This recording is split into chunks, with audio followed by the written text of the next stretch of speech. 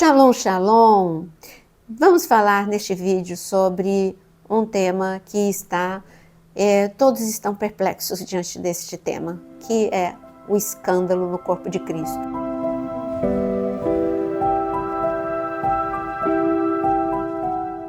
O que está acontecendo com o corpo de Cristo?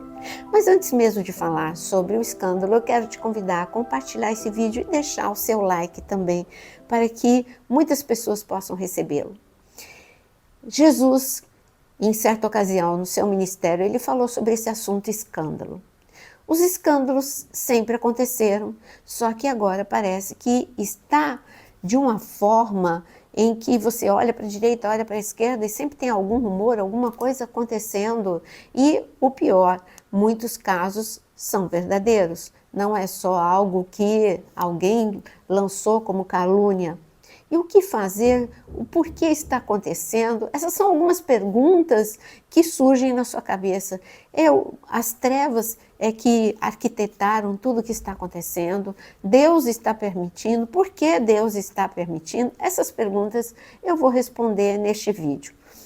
Primeiro, vamos ouvir Jesus falar sobre escândalo? Mateus capítulo 18. Lá em Cafarnaum. Cafarnaum era uma cidade que Jesus escolheu, muito estratégica, por ali passava, havia mares, e então muitas pessoas ouviam, não era só os moradores de Cafarnaum.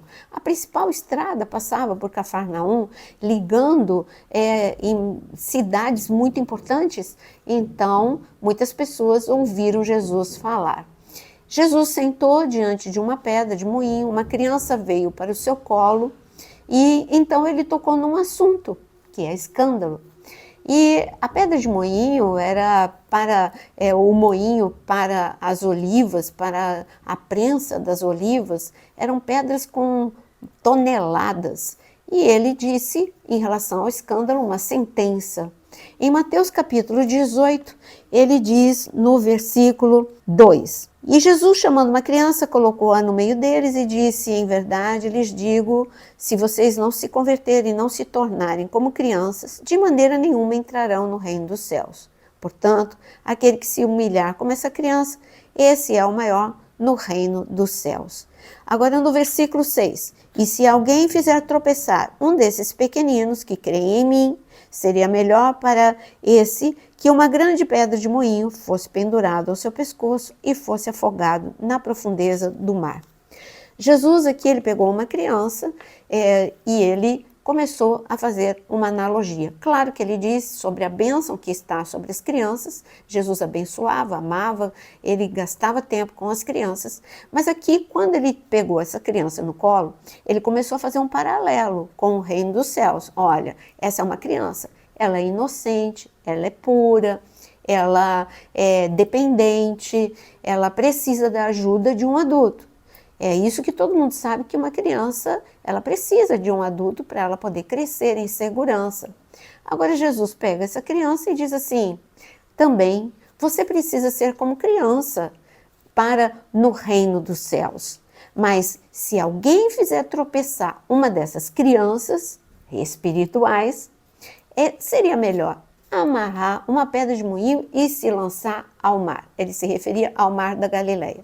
Então ele está dizendo, escândalos sempre aconteceram, sempre acontecerão, mas por meio de quem vem o escândalo, há um juízo de Deus. E o Senhor mesmo disse, olha, é melhor você pegar uma pedra de moinho, porque o juízo vem sobre a sua vida.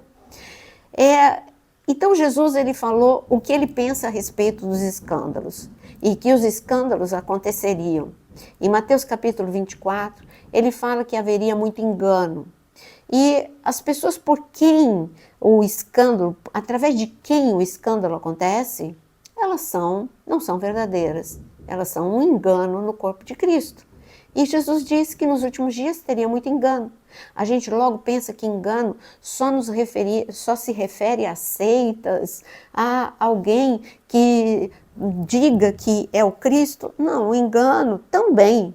Mas ele está falando de um engano de alguém que você acredita, você coloca a sua confiança e de repente essa pessoa não é verdadeira. Ela não está vivendo a vida de Cristo verdadeiramente. Mas esse é o primeiro fato. Escândalos sempre aconteceram, continuam acontecendo, só que parece que agora está de uma forma desenfreada.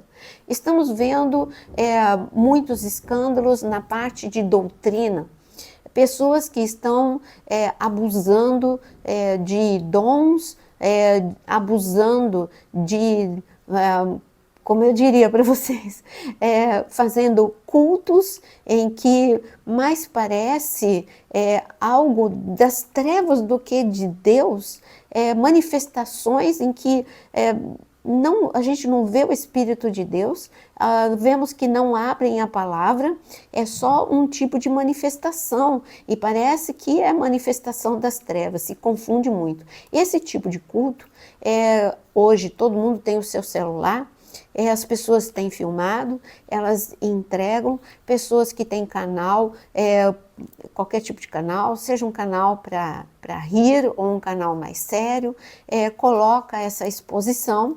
Essa exposição ela é uma denúncia também, mas acontece que quem vê, algumas pessoas se escandalizam e ficam desiludidas com todo tipo de igreja, até mesmo igrejas que são sérias, ela coloca todo mundo no mesmo nível e esse é o efeito que acontece em algumas pessoas. E outras que já não queriam nunca ouvir de Cristo, diz, está vendo, tudo isso é uma loucura. E ainda tem um terceiro efeito. O terceiro efeito são os juízes, porque hoje no corpo de Cristo parece que todo mundo, por causa dos comentários, pela liberdade que você tem de fazer comentário em qualquer vídeo, muitas pessoas usam dessa liberdade e a utilizam de uma forma errada, se tornando juízes. E elas começam a dizer, generalizar e dizer todo o movimento neopentecostal é uma seita. Isso é grave, você generalizar. Tem muita gente séria. Tem muita gente fazendo a vontade de Deus. Aí você generaliza e aqueles que não entendem vão se afastar da verdade, vão se afastar de Deus. Bom, ainda falando de escândalos, o que Jesus ele fala? Por que está acontecendo? É uma outra pergunta. Agora essa pergunta eu vou responder com Apocalipse capítulo 16, para você ver como faz parte dos últimos dias. Olha o aviso que você tem em Apocalipse 16, versículo 15. Jesus diz, eis que venho, como vem o ladrão, bem-aventurado aquele que vigia e guarda as suas vestes para que não ande nu e não se veja a sua vergonha. É um aviso bem sério para a igreja da última hora, que é Apocalipse. E o Senhor, ele está falando, eu estou voltando. Ele está falando, eu venho como vem o ladrão. E ele está falando, feliz é aquele que está preparado para a minha vinda. Porque neste tempo, quando eu estiver quando eu estiver perto da minha vinda, vai ter muito escândalo. É isso que ele está falando. Ele está falando para guardar as vestes. Para você guardar a veste, você precisa ter a veste. E que tipo de veste que ele está falando? A veste de santidade. Quando eu temo a Deus, eu não vou para me beneficiar, ou para ter muitos seguidores, ou para me beneficiar financeiramente. Eu não vou negociar a unção, eu não vou negociar a verdade. Para isso a gente vê uma parábola de Juízes capítulo 5. Não vou abrir, eu vou citar rapidamente para você. Jotão, que ele subiu no Monte Gerizim e ele contou uma parábola. E então, quando ele contou essa parábola, ele falou, olha, tinha algumas árvores e essas árvores receberam uma proposta de poder. E elas podiam ter se corrompido. Eu estou parafraseando, falando, encurtando, resumindo a parábola. Então, ele disse que a proposta de poder veio para a oliveira. E aí falou, oliveira, você quer reinar sobre nós? A oliveira falou, não negocio a minha unção, porque o meu óleo agrada a Deus e agrada aos homens. Eu não negocio, ou seja, não negocia o óleo, não negocia a unção para auto-benefício. Bom, a mesma proposta foi foi primeiro para a oliveira, depois foi para a videira. E você, videira, você também não quer poder, que reina sobre nós. E a videira falou, eu não quero negociar o meu vinho, eu não negocio. Para mim, mais importante é eu fazer o que Deus mandou eu fazer, dar vinho. E isso fala de aliança com a verdade. Vinho fala de aliança. E depois, uma outra árvore foi questionada, foi uma proposta, melhor dizendo. E você, figueira, você quer reinar sobre nós? Não, o meu fruto eu não negocio. Ou seja, o fruto do Espírito, que é bondade, benignidade, o autocontrole, a alegria, o amor, enfim, o fruto do Espírito. Quando chegou para a sarça logo falou, eu quero sim, eu quero poder, e ainda, olha, quando eu estiver no poder, todo mundo que estiver debaixo da minha sombra não vai ser atingido. Desde quando que esse pinheiro tem sombra? Essa parábola nos mostra que é tempo de não negociar com aquilo que é errado, e é tempo de se posicionar. Tem muita sarça por aí, muito espinheiro por aí, que está trazendo esse escândalo, porque esse pinheiro não tem fruto, não tem óleo, ele tem uma sede de poder absoluta, e é por isso que tem acontecido todos esses escândalos. Também faz parte do que Jesus avisou, que nos últimos dias as pessoas, por não temer a volta de Cristo, o meu mestre volta, e está demorando a voltar, e começariam a espancar, a maltratar os seus irmãos. Isso é uma forma de espancar e maltratar, os escândalos. É o pecado desenfreado no meio do corpo de Cristo. Mas tem mais pergunta que a gente fez no início, não é? Então, a primeira, nós vimos que Jesus fala do assunto escândalo. Depois nós vimos aqui em Apocalipse 16 que eu preciso ter veste de santidade, veste de louvor, veste de adoração, a veste de guerra. E se eu não tiver, eu vou ficar nu. E se eu estiver nu, eu vou ser envergonhado. Todos esses escândalos estão vindo à luz. E o que está acontecendo? Vergonha. A vergonha para quem foi aquele que produziu o escândalo, mas infelizmente está vindo a vergonha também para o corpo de Cristo, porque as pessoas estão generalizando. Mas por que Deus está permitindo? Agora é a outra pergunta. Hebreus, capítulo 12, o Senhor, no versículo 27, nos responde por que Ele está permitindo. Porque Deus tem controle sobre todas as coisas. E por que Ele está permitindo que esses escândalos aconteçam? Hebreus 12, 27, está escrito, ora, as palavras, mais uma vez, significam a remoção dessas coisas abaladas, ou seja, das coisas criadas para que permaneçam as coisas que não podem ser abaladas. Em outra tradução, fala de uma forma mais enfática, na RA, por exemplo, diz que acontecem esses abalos para que tudo aquilo que não é abalável permaneça. Então Deus está permitindo, porque o escândalo, a mentira, a prostituição, a corrupção, tudo isso é abalável, isso vai cair por terra e está caindo por terra. Mas o que não é abalável vai permanecer. E quem vai permanecer? O remanescente, aqueles que vivem uma vida sincera diante de Deus, prejudicados por um tempo por todos esses escândalos, mas está surgindo um povo no meio do povo que se chama o remanescente, pessoas que são confiáveis. Como está escrito em Cantares capítulo 8, o Senhor diz que a noiva que é tida como digna de confiança, essa é a noiva que Ele aguarda, a noiva que está sendo preparada para o encontro com o noivo. Quando a gente olha para parábolas, eu amo falar de parábolas, nós vemos que a rede, o reino dos céus é como uma rede, e essa rede foi lançada ao mar, e muitos peixes vieram nessa rede, mas ali os trabalhadores, eles estavam fazendo seleção, jogando os peixes ruins para um lado, ficando só os peixes bons. Então, o que o Senhor está falando, o reino dos céus é assim, o joio e o trigo cresceram juntos. Agora é Deus, não é o homem que tem que fazer isso, é Deus. Deus está tirando o joio, está separando o joio e está deixando o trigo.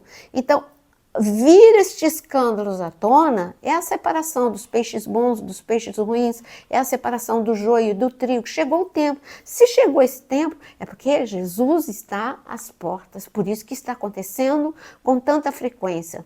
Outra pergunta, qual é a tua posição? Ser um julgador, ficar falando? Não, se calar e orar. Orar pelo corpo de Cristo, pela noiva de Cristo, para não sermos envergonhados. Porque é uma tática das trevas agora, e as trevas, claro, elas estão se aproveitando deste momento. Porque dessa forma enfraquece, envergonha, humilha o corpo de Cristo. O corpo de Cristo fica vulnerável, desacreditado.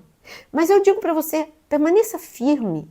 Mesmo quando você for questionado, quando as pessoas vierem falar para você, olha só, tá vendo? Como é que você consegue ficar numa igreja?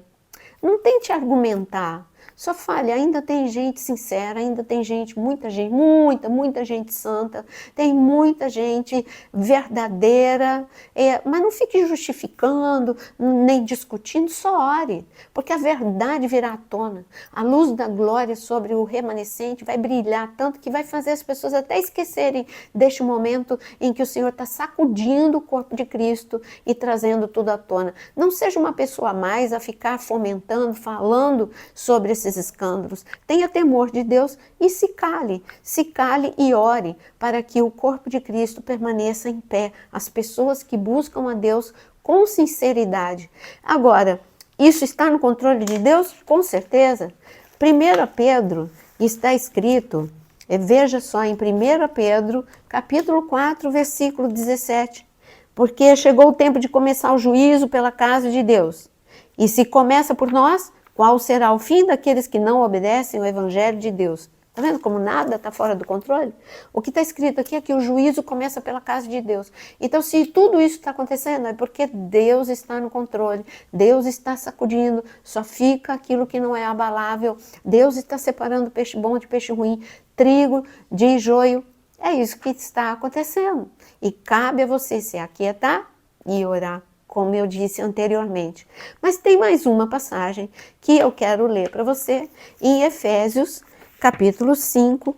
Efésios, capítulo 5, no versículo 12 a 17.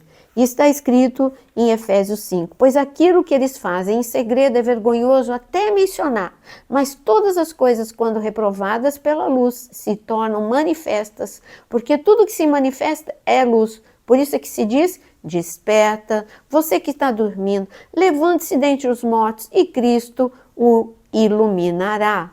Portanto, tenham cuidado com a maneira como vocês vivem e vivam não como tolos, mas como sábios, aproveitando bem o tempo, porque os dias são maus. A resposta está aqui. A resposta, ele está dizendo, olha, tá tudo, já eu deixei tudo escrito para vocês. Ele está falando, é tempo de remir o tempo, você que está escandalizado, abalado, se firme agora em Deus, é tempo, os dias são maus, é tempo de remir o tempo, como está escrito aqui. Viva seriamente, não viva como tolo, desperta tu que dormes, porque Deus está trabalhando no corpo de Cristo. E quando as pessoas vierem generalizar, toda a igreja está assim, fale, não, ainda tem um povo em que podemos confiar, mas se cale e, como eu venho dizendo neste vídeo todo, ore, porque o tempo é de oração e não de julgamento. Não seja um a mais a trazer isto à tona. Deixe Deus trabalhar. Deus mesmo vai trazer. Cada ato desse que você tem visto e que realmente aconteceu, vai ter a sua consequência. Aqueles que estão usando o dom de profecia para ganhar dinheiro, para ganhar muitos seguidores, então você vai ver o juízo de Deus, você vai ver a recompensa, mas não seja através da sua boca.